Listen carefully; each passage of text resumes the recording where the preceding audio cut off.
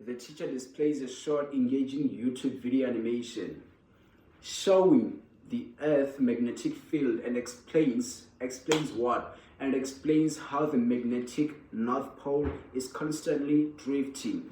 The teacher then projects a compass alongside a topographic map grid, highlighting the difference between what? The difference between true north and magnetic north.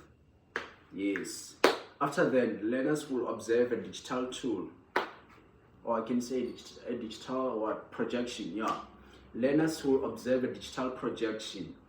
After then, they will log into a live Mentimeter poll on their smartphones, laptops, computers, tablets, or any other smart device. Learners will answer a diagnostic question, like for example, what do you think a magnetic compass does not point exactly to the top of a map grid? The teacher utilizes a digital whiteboard to introduce what? I can say to introduce a systematic math formula for adjusting magnetic declination. For example, I can say finding the original declination and date stated on the map. After then, you have to calculate the exact time difference. Then multiply the annual change by the total. To find the total annual change, or you can say to find the total mean annual change. After then, you can add based on the westward or eastward drift.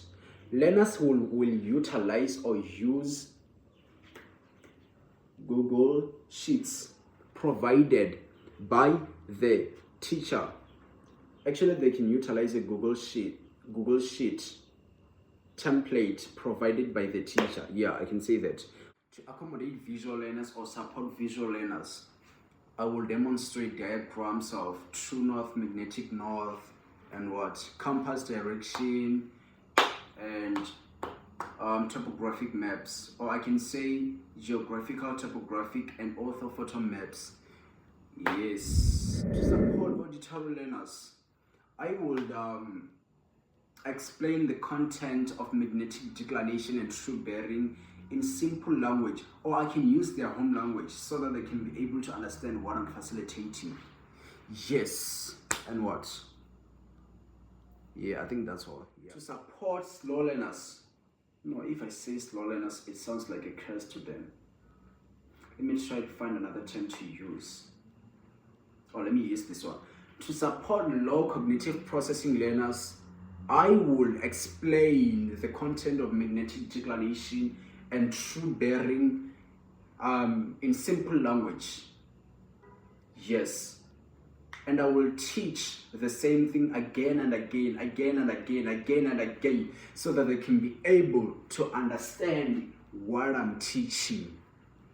Do you understand me? Yeah.